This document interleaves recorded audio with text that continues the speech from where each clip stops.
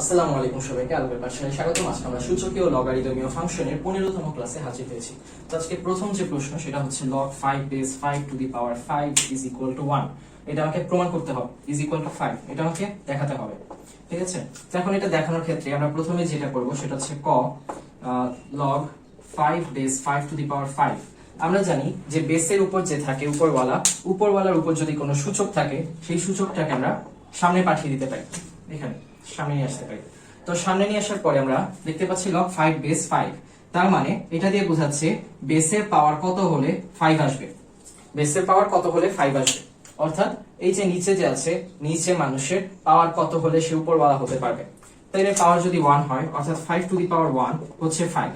এটা থেকে আমরা এটাই বলতে পারি, এই যে প্রাথমিক যে অংশটুকু আছে এই অংশটুকু, এটা থেকে আমরা এটাই বলতে পারি।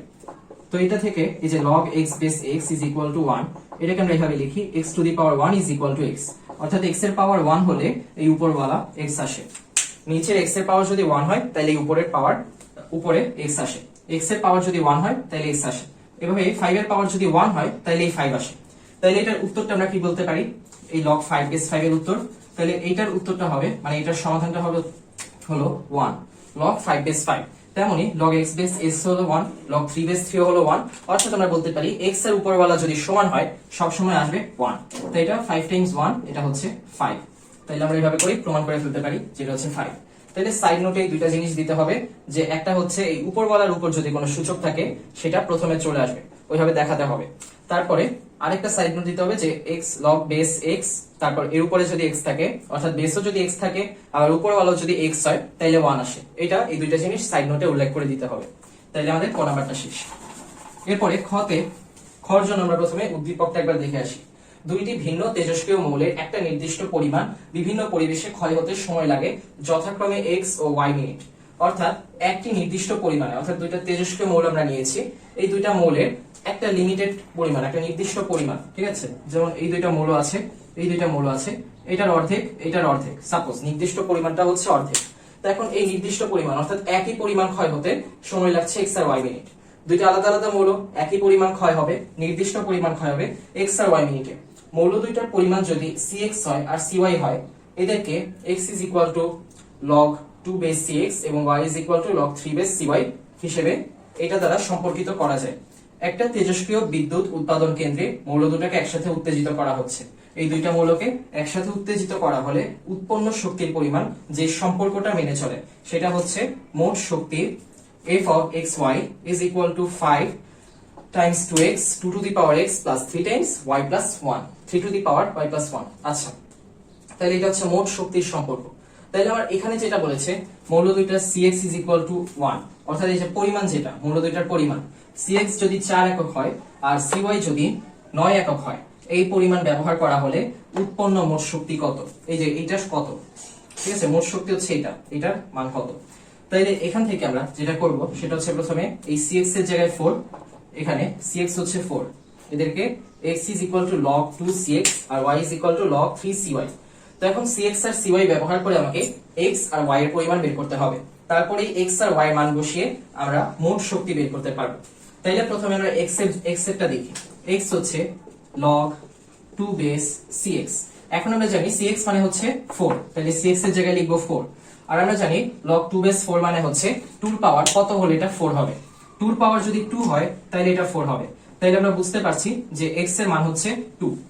আচ্ছা, তারপরে cy এর ক্ষেত্রে আমরা দেখি, cy এর জন্য y is equal to log 3 base cy। তাহলে এখন cy হচ্ছে 9, cy যেহেতু 9 তাহলে y এর পরিমাণ হবে কত, y এর পরিমাণ হবে 2। তাহলে আমরা দেখতে পাচ্ছি x আর y দুইটাই সমান, দুইটাই হচ্ছে 2 আর 2।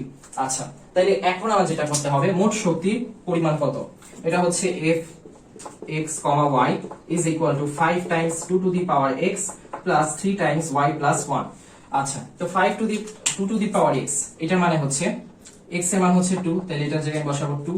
তারপর y plus 1, y এর মান হচ্ছে 2, তাহলে y plus 1 মানে 2 plus 1 3 to the power 3।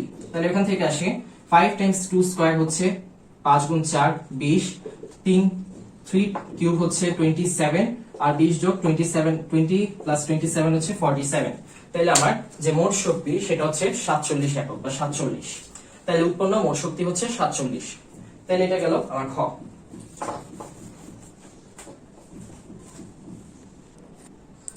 তাহলে বিদ্যুৎ উৎপাদন কেন্দ্রটি আমার গ নাম্বার প্রশ্নে বলা হয়েছে দৈনিক 121 একক শক্তির কম উৎপাদন করলে তার চাহিদা পূরণ হয় না। এটা অসমতায় প্রকাশ করতে হবে এবং লেখচিত্রে দেখাতে হবে। তাইলে 121 একক শক্তির কম যদি উৎপন্ন হয় তাইলে চাহিদা পূরণ হবে না, কিন্তু যদি কমপক্ষে 121 একক শক্তি আমরা উৎপন্ন করতে পারি তাইলে আমাদের চাহিদা পূরণ হবে। তাইলে শক্তির পরিমাণটা 121 সমান হতে পারে অথবা তার চেয়ে বেশি হতে পারে, কিন্তু তার চেয়ে যদি কম হয় তাহলে হবে। তাহলে এখানে আমরা যেটা বলতে পারি, এটার সাথে এটাকে কম্পেয়ার করে লিখি 5 Times 2x plus 3 to the power 2 to the power x plus 3 to the power y plus 1 is greater or equal to 121। তো এখানে 2 to the power x টাকে আমরা এইভাবে রাখতে চাচ্ছি না, কারণ আমরা তো যদি লেখচিত্র আঁকতে চাই তাহলে একটা কম্পেয়ার করতে হবে x এর মান কত হলে y এর মান কত হবে। ওই কম্পেয়ার করার সময় তখন আমাকে এই দুইটাকে আলাদা করে লিখতে হবে। আলাদা করে লেখার জন্য আমাদের দুটো জিনিস দিয়েছে, x এর মান আর y এর মান। তো এখন x হচ্ছে আমরা দেখতে পাচ্ছি log 2 base cx, আচ্ছা, আর y হচ্ছে log 3 base cy। তো ওই জায়গা থেকে আমরা cx আর cy টা যদি আলাদা করে লিখতে চাই তাহলে কিভাবে লেখা যায়? তাহলে এটাকে লেখা যায় 2 to the power x is equal to cx, তারপর এটাকে লেখা যায় 3 to the power y is equal to cy। কারণ কি? কারণ এটা যদি log 2 base 4 হতো তাহলে আমরা বলতে পারতাম এটা 2, তাহলে 2 square is equal to 4। ওইভাবে 3 to the power y is equal to cy। তো এখন আমরা দেখতে পাচ্ছি 2 to the power x is equal to cx, 3 to the power y হচ্ছে cy। তাইলে ওইখান থেকে আমরা বলতে পারি 5 টাইমস 2x মানে হচ্ছে cx, তাইলে এটা 5 Times cx plus 3 to the power y plus 1 মানে হচ্ছে 3 to the power y Times 3 to the power 1। তাইলে দুইটা একই, তাইলে এই y plus 1 টাকে আমি যখন আলাদা করে লিখতে চাচ্ছি তখন এটা 3 to the power y Times 3 to the power 1 এভাবে লেখা যায় is greater or equal to 121। R 3 to the power y মানে হচ্ছে c to the power cy হচ্ছে এই 3 to the power y, তাহলে এটা 3 Times 3 to the power y হয়ে গেল। তাহলে এখন এটাকে আমরা যদি একপাশে লিখতে চাই 5 equal to 121 divided by minus 5cx আর তারপর cy is greater or equal to 121 minus 5cx divided by 3। তো এখান থেকে আমরা এখন লেখচিত্রটা আঁকি। তাহলে লেখচিত্র আঁকার ক্ষেত্রে আমি প্রথমে cx আর cy এর কয়েকটা বিন্দু ধরে নিব। তো এখন cx যখন 2 হবে অর্থাৎ x অক্ষ বরাবর 2 ঘর গেলে cy হবে হচ্ছে 37, তারপর x অক্ষ বরাবর 14 ঘর গেলে cy হবে হচ্ছে 17, তারপর cy হচ্ছে যদি 2 যায় অর্থাৎ cx যদি 23 ঘর যায় 23 ঘর গেলে তখন এই cy যাবে হচ্ছে 2 ঘর। তো এখন এরকম যখন যাচ্ছে cx যখন আমি 2 ঘর গেলাম cy গেল হচ্ছে 37 ঘর, cx যখন 17 ঘর গেলাম cx যখন 14 ঘর গেলাম cy গেল হচ্ছে 17 ঘর, তারপর cy যখন 23 ঘর গেলাম cx 23 ঘর গেলাম 23 ঘর যাওয়ার পরে cy গেল হচ্ছে 2 ঘর গেল। তাইলে এখন এটার অসমতাটা এভাবে হচ্ছে, তাই না? অসমতাটা এভাবে হচ্ছে, কিন্তু আমার যে মূল প্রশ্ন সেটা হচ্ছে আমি কি এটা সমান ধরে করব নাকি অসমতা ধরে করব? দুইটা ধরে করলে কিভাবে আলাদা আলাদা কাজ হবে। এখন আমি যদি এটা সমান না ধরে অসমতার নিয়ম অনুযায়ী করলে cx এর মান আমি বসালাম 2 বসানোর পরে আমার cy 37 কিভাবে পাবো? এটা তো একটা অসমতা, সমান চিহ্ন নেই। যদি কোনো সমীকরণ অর্থাৎ সমান চিহ্ন দেওয়া না থাকে তখন কি হবে? তখন আমরা কিন্তু এই পাশের অর্থাৎ ডান পক্ষের মানের জন্য বাম পক্ষের কোনো মান আনতে পারবো না, এটার মানের জন্য এটার কোনো সুনির্দিষ্ট মান আসবে না, ঠিক আছে? কারণ এখানে কিন্তু সমান চিহ্নটা নাই। ওই সমান চিহ্ন ধরে আমাকে আগে প্রথমে করে নিতে হবে, অর্থাৎ আমি এই সমীকরণটার জন্য করব। এখানে অসমতা ছিল না, অসমতাটা তুলে আমি একটা সমীকরণের জন্য এটা সমাধান করব। এখন এই সমাধানটা যদি মূল বিন্দুর মধ্যে থাকে, এই সমাধানটার জন্য যেই সাইডটা মূল বিন্দুর মধ্যে আছে, ঠিক আছে, যদি এটা মূল বিন্দুর মধ্যে থাকতো, মূল বিন্দু গামী হতো বা মূল বিন্দুর সাপেক্ষে হতো, মানে এখানে যদি আমার মূল বিন্দুটা আসতো তাহলে আমি কি করতাম? এই সাইডে নিতাম। কিন্তু মূল বিন্দুর জন্য সমাধানটা করলে অর্থাৎ cy এর মান যদি আমি 0 বসাই, ঠিক আছে, মূল বিন্দুটা কি 0,0 অর্থাৎ cx তো 0 cy ও 0। এখন এখানে আমি 0 বসাই, cy এর জন্য 0 বসাই, cx এর জন্য 0 বসাই, cx এর জন্য 0 বসাই, cy এর জন্য 0 বসাই, তাহলে আসে কি 0, এখানে 0 আসে, এখানে কি আসে 121 ভাগ 3, 121 ভাগ 3, তাহলে 0 আর 121 ভাগ 3, এই 0 কি কখনো 121 ভাগ 3 এর চেয়ে বড় অথবা সমান হবে? হবে না। এই জন্য 0,0 জন্য এই অসমতাটা শুদ্ধ হয় না। তাই যেহেতু 0,0 জন্য শুদ্ধ হয় না, তার মানে এই সাইডের জন্য কোনো অসমতা কাজ করবে না। অসমতা তাহলে কি করবে? মূল বিন্দুর বিপরীতে কাজ করবে, অর্থাৎ এই দিক দিয়ে হচ্ছে অসমতাটা কাজ করবে মূল বিন্দুর বিপরীতে যারা আছে।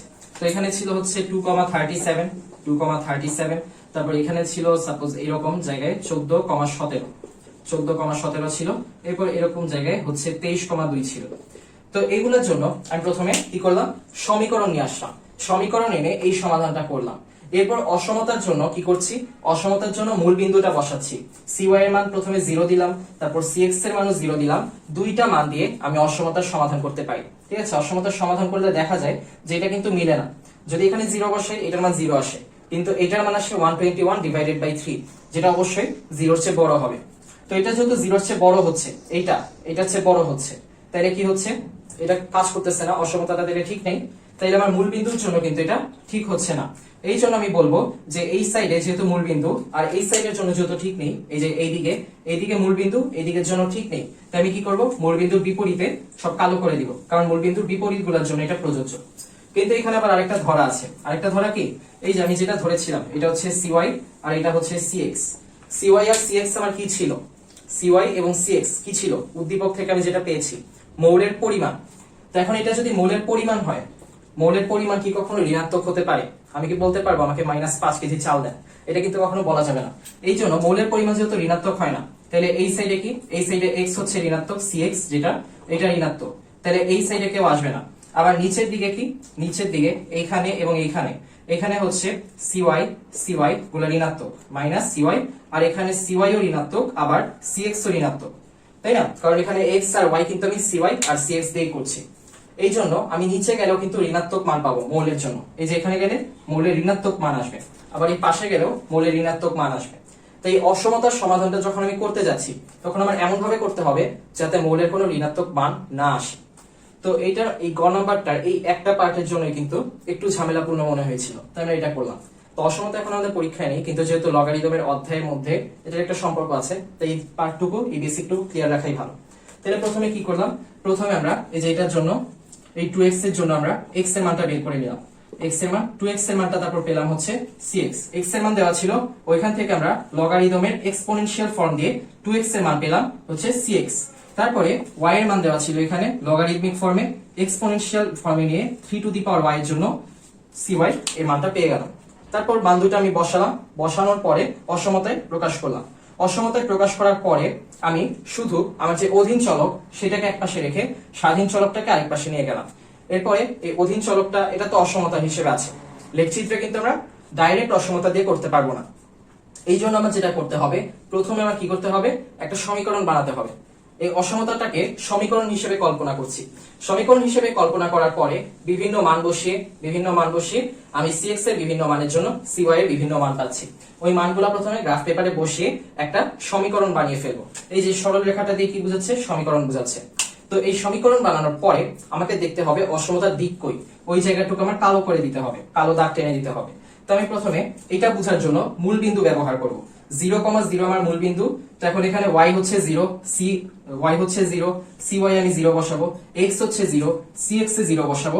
0,0 বসানোর পরে আমি দেখব অসমতাটা প্রযোজ্য হয় কিনা, কিন্তু হয় না। কারণ কি, CY এর মান আসে 0, আর এই ডান পক্ষে যেটা আসে সেটার মান আসে 121 ডিভাইডেড বাই 3। তাহলে এটা অবশ্যই কি হচ্ছে, কাজ করছে না, কারণ এইটার চেয়ে এটা কিন্তু বড়, কিন্তু এইটা দেখাচ্ছে এইটা এটার চেয়ে বড়। হবে না দেখে আমার মূল বিন্দুর জন্য যেহেতু প্রযোজ্য না, তাহলে এইদিকে যারা আছে, এখানেই তো মূল বিন্দু, এই নিচের দিকে যারা আছে তাদের জন্য এই অসমতা কাজ করবে না, অসমতায় বিপরীতে উপরের দিকে কাজ করবে।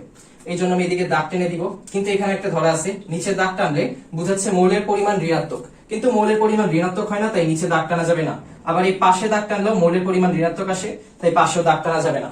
তাই আমার খালি প্রথম অক্ষের মধ্যে থাকতে হবে, কারণ মৌলের পরিমাণ সবসময় ধনাত্মক। এই একটা সাধারণ জিনিস ব্যবহার করে আমরা এটা করে ফেলতে পারি। আচ্ছা।